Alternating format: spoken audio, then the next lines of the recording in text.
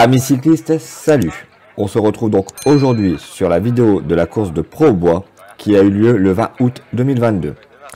Alors nous devions effectuer 55 tours de 1,25 km, ce qui faisait donc au total 68,5 km pour un dénivelé total de 420 mètres. La moyenne a été très rapide, nous avons effectué cette course à 43,1 de moyenne. À savoir que c'était ma course de reprise après 3 semaines de coupure en compétition et non pas sur le vélo. J'avais continué à m'entraîner et j'avais quelques petits travaux à faire à la maison. Donc là le départ fut donné et c'est parti directement sur les chapeaux de roue. J'ai eu mon cœur à bloc presque dès le début et ça roulait très très fort. Le parcours était une sorte de carré, donc il y avait exactement 4 virages. Et la seule difficulté qu'on pouvait avoir sur ce parcours, on s'y retrouve là de suite, c'était un petit faux plat montant à 1 voire 2% grand maximum. Donc si ça sortait, c'était, on va dire, susceptible de sortir à cet endroit.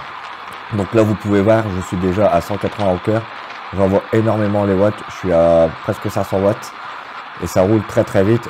Donc à savoir que c'était en formule critérium. Donc si j'avais une crevaison ou un problème mécanique, j'avais le bénéfice du tour. Mais il fallait que je change ma roue au podium. Heureusement, je n'aurais pas eu d'ennui mécanique sur cette course.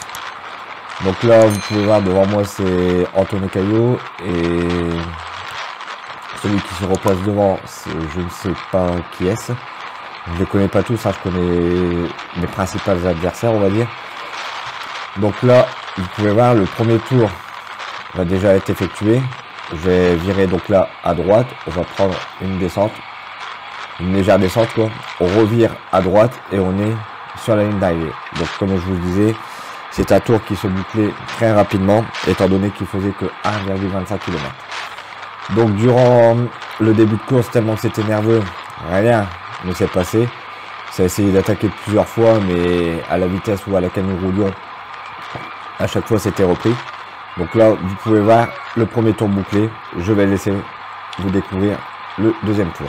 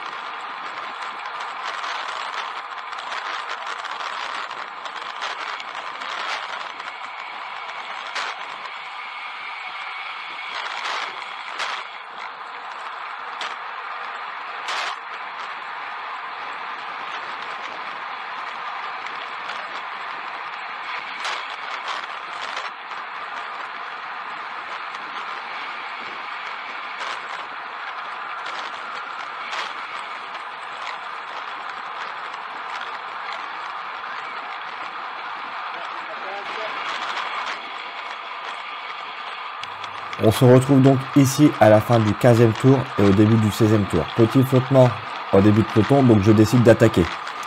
J'envoie 700 watts, j'ai mon cœur qui est assez bas, donc c'est le moment pour moi d'essayer de m'extirper du peloton en essayant de créer un groupe. L'attaque faite, je me retourne, je vois que j'ai déjà pris 100 à 150 mètres sur le peloton. Donc je décide d'appuyer sur mes pédales. Le petit faux plat montant, vous allez voir que j'envoie énormément de watts, à peu près 300 watts, pour pouvoir continuer à grappir un petit peu de distance sur le peloton.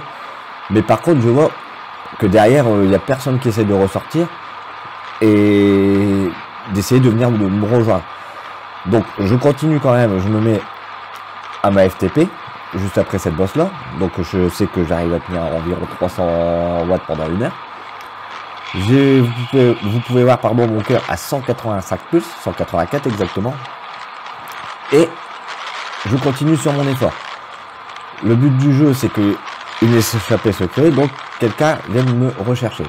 Donc là, vous allez voir, je vais faire, j'arrive déjà sur la descente, mais personne ne me rejoint. Donc là, je suis un petit peu, on va dire, cul entre deux chaises, parce que je me dis, personne ne me rejoint, qu'est-ce que je fais?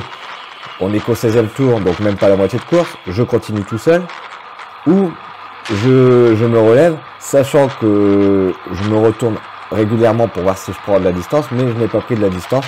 C'est effectivement donc Stéphane Weiss, donc le champion départemental, qui ramène tout le monde sur moi, donc le peloton complet.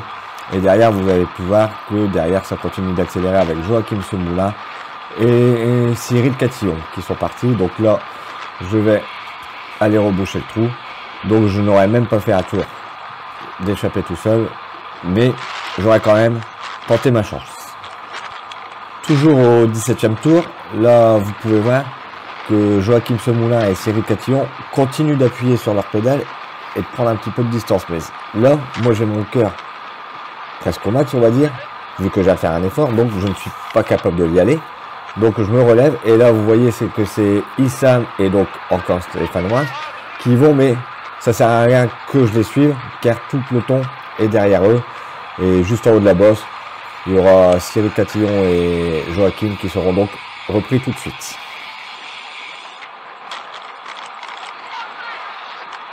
On se retrouve donc à la fin du 24e tour et au début du 25e tour. Donc il va encore se passer quelque chose, mais ça n'aura aucun incident sur la course. Vous pouvez voir, au moment où je vais venir me replacer, donc là vous pouvez voir, j'arrive à me faufiler à l'intérieur du virage. Il y a une grosse accélération. Donc je ne sais pas qui était devant, mais par contre je décide. Donc une fois que Eddy Lefebvre il va, je décide de le suivre, car il y a quelques petites cassures dans le peloton. Donc je me suis dit c'est peut-être le bon coup. Et ça, donc ces cassures se sont fait juste avant le faux plat montant.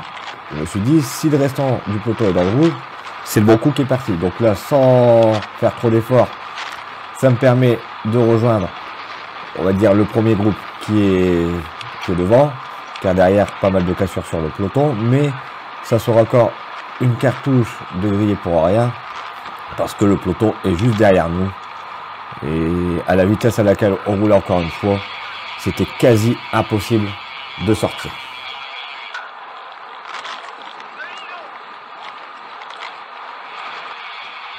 On se retrouve donc ici au 30e tour.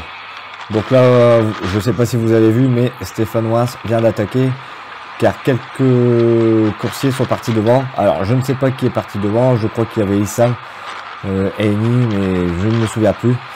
Et bah là, moi je peux pas attaquer, car on arrive déjà à la base dans un virage, et je suis enfermé.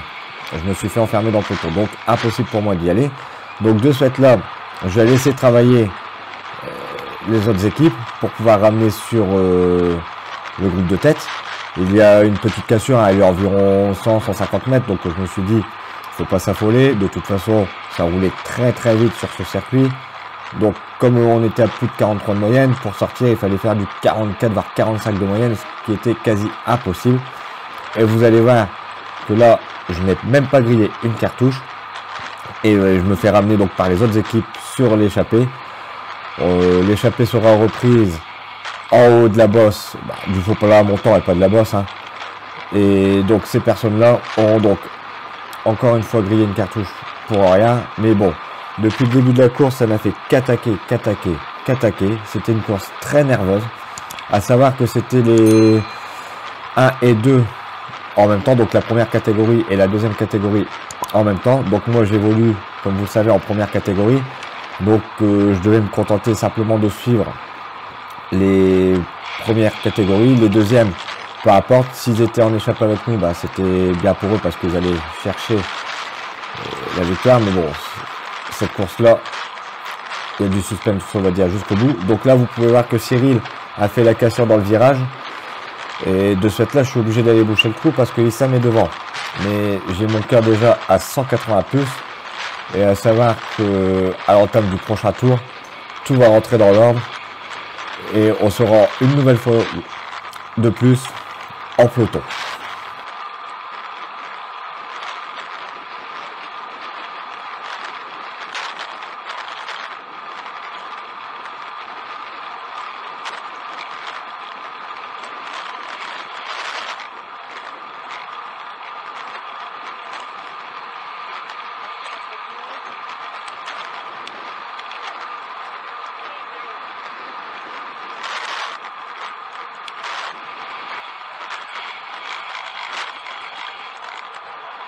On se retrouve ici donc à la fin du 39e tour.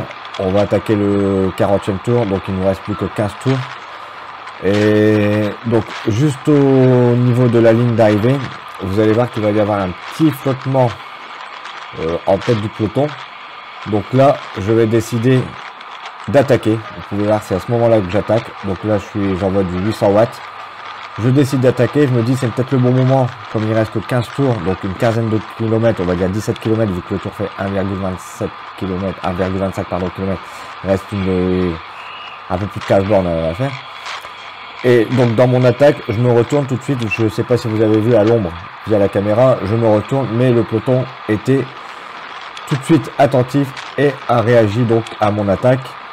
Donc là vous pouvez voir, c'est Anthony Lesage qui est devant. Là, tout de suite, Stéphane Waas reprend son relais. Mais là, je vais vous dire, je me fais contrer. J'ai mon cœur à 170, je me fais contrer, c'est une grosse accélération. Donc là, je me mets un petit peu la selle dans le... Voilà, je vais pas le dire l'expression, mais pour pouvoir continuer, justement, à accrocher ce groupe.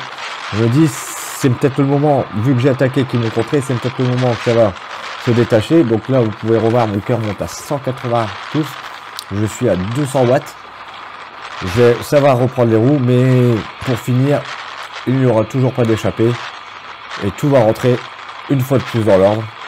C'est vraiment une course où il y aura eu pas mal d'attaques, j'aurais quand même tenté 2 fois d'attaquer mais en vain.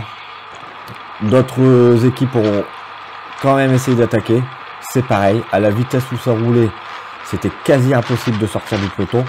La seule difficulté qu'il y avait sur le circuit, c'était ce petit faux plat montant de 2-3%.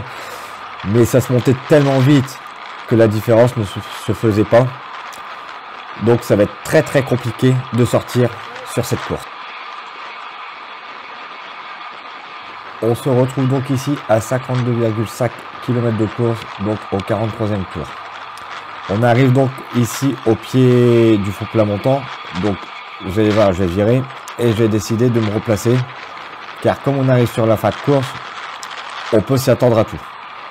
Au moment où je vais venir me replacer, vous allez voir, je vais venir sur la droite et je vais venir me replacer. Il va y avoir une attaque de Stéphane Waas et Issam, donc le champion régional des 40-49 et des 20-29, et le coursier le coursier devant moi les accompagne. Donc moi, boum, tout de suite, je prends la roue de celui qui est devant moi. Mais dans le virage, celui devant moi, sa pédale touche et bam, voilà, il se prend une chute. Donc j'ai failli aller au sol. Là, le trou est fait. Maintenant, bah, il n'y a plus à réfléchir, quoi. Il faut rouler, il faut combler le trou sur Stéphane et Issam, car c'est 2 très gros rouleurs, c'est 2 très gros clients. On peut pas les laisser partir. Donc là, bah, je chasse. Je vais me mettre à chasser. J'ai mon cœur à 180 pouces. Je suis à 200 watts. Il faut se dire que les watts commencent à baisser. On arrive sur une fin de course. J'ai fait pas mal d'efforts. Je vais demander des relais, mais ça titille à passer. Pour finir, vous allez voir, ça va passer. Et on va donc organiser cette chasse. Et on rentrera donc sur Stéphane et Issam. Donc une fois de plus, il n'y aura pas d'échappée. Mais ça a bien failli partir en échappée. À 4, mais pour finir à 2, parce que il y a eu cette fameuse chute dans le virage où la pédale de ce coursier a touché. Bon, pour lui, il n'y a pas eu de gros bobos, juste quelques égratignures, rien de méchant. Mais bon, moi j'ai quand même failli aller au tapis. Donc là, vous pouvez voir, j'ai un peu de soutien d'autres équipiers. On arrive une fois de plus dans le faux plat en montant. On va savoir envoyer les watts. Et tout va rentrer dans l'ordre si mes souvenirs sont bons, en haut du faux plat montant. On se retrouve donc ici à 8 tours de l'arrivée et vous pouvez voir qu'il va y avoir encore une cassure. Donc à 8 tours de l'arrivée, c'est impossible de laisser une cassure. Ils sont 3 devant, pardon. Donc faut que j'aille boucher le trou. Je suis encore à 400 watts. Vous pouvez voir là, il y a Cyril qui va attaquer. Voilà, il vient d'attaquer. Le peloton réagit et suit. Et en fait, tout va rentrer dans l'ordre environ en haut de la bosse. Mais il va encore y avoir une chute en haut de la bosse sur un virage d'un coursier raté. Ça doit être un deuxième catégorie. Pas sûr, mais vous pouvez voir, il va rater son virage. Et ben moi, je le verrai pas, mais vous pouvez voir, là, il est juste au sol. Donc, je l'évite de peu. Grosse relance pour rester collé dans les roues. Mais pour finir, bah, tout va encore rentrer une fois de plus dans l'ordre. Et ça sera donc sur cette course une arrivée sûrement au sprint massif. On se retrouve donc au 54e tour, donc dans l'avant-dernier tour. Donc comme je vous ai dit, bah, il y a eu pas mal d'attaques, ça a toujours été repris. À la vitesse à laquelle nous roulions, c'est certain que là, ça va arriver au sprint massif. Donc je décide de déjà venir me replacer pour éventuellement jouer la gagne. Vous allez voir que je remonte, j'arrive assez bien à me faufiler. Je suis quelqu'un qui aime bien frotter. Bon, avec l'âge, je commence à prendre un peu plus de recul. Hein. J'ai 37 ans, je me dis, si je me prends une chute à 37 ans, que je me casse une omoplate ou quoi que ce soit, bah, ça va être très loin à réparer comparé quand on a 18 ou une vingtaine d'années, quoi. Donc j'aime bien encore frotter, mais on va dire dans la limite du raisonnable. Hein. Je suis plus aussi kamikaze que je ne l'ai été. Il y a aussi l'effet que j'ai fait une chute l'année dernière dans la descente du Grand Colombier qui m'a calmé aussi. Donc là, je vais essayer de rester placé un maximum pour pouvoir jouer le sprint et disputer la victoire. Bon, au final, je me ferai enfermer dans le dernier virage et je décrocherai une 12e place pour ma course de reprise après 3 semaines de coupure en compétition, ce qui est plutôt honorable. Je vais donc vous laisser découvrir le dernier tour tranquillement sans discuter pour que vous puissiez entendre ce qu'on dit dans le peloton, vraiment un inside du peloton. Donc j'espère que cette vidéo t'aura plu. En attendant, n'oublie pas de liker, partager et de t'abonner à la chaîne. Active les petites notifications pour ne pas rater les prochaines vidéos. Et moi je te dis à bientôt.